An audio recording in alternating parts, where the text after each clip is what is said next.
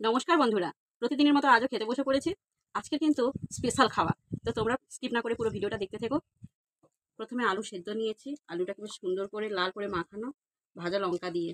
অবশ্য পেঁয়াজ নেইনি, কেননা আজ নিরামিষ। আর নিয়েছি বরবটি আর আলু ভাজা। দেখো,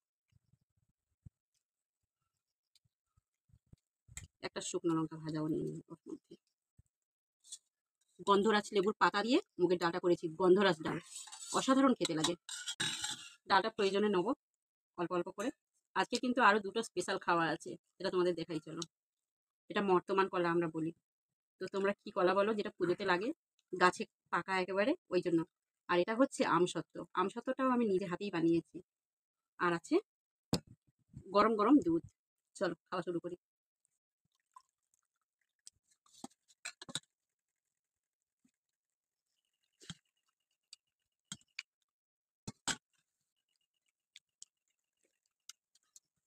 ডালের গন্ধটা যে কি সুন্দর, কি বলবো বন্ধুরা।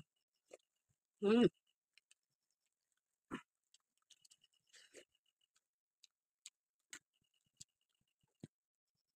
এই দিয়ে একটা ভাত খাওয়া হয়ে যাবে।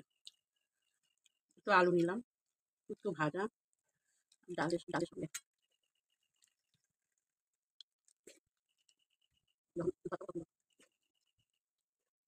চলো এবারে সেই স্পেশাল খাওয়াটা দিয়ে আজকে খাবো। কালকে সোমবার, শ্রাবণ মাসের লাস্ট সোমবার, তাই আজকে আমাদের নিরামিষই হয়েছে। আর নিরামিষ খাওয়া মানে ডাল তো থাকবেই, আরো কিছু সবজি, এগুলো দিয়ে একটু লবণ দিয়ে ভাতটাকে ভালো করে মেখে নিই। না হলে এর মধ্যে তো দুধ পড়ে গেলে আর মাখা যাবে না, শক্ত হয়ে যাবে। তাই একটু ভালো করে মেখে নিয়ে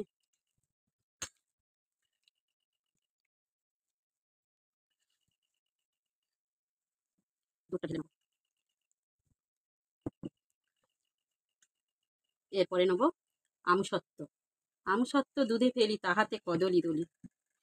আমসত্ত্ব দুধের সাথে মেখে, তার সাথে একটা কলা নেই এখন, খেতে পারলে আর কি মজা খাওয়া বন্ধুরা। এইটা এইটা যদি হয় আমাদের বাড়িতে, তরকারি করতে লাগে না, এইটা হলেই এক থালা ভাত খেয়ে নেবে, পেট ভরে ভাত খেয়ে নেবে সবাই।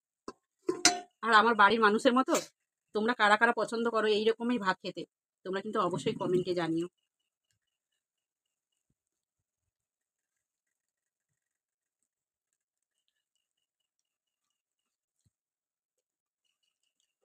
যেন অমৃত খাচ্ছি।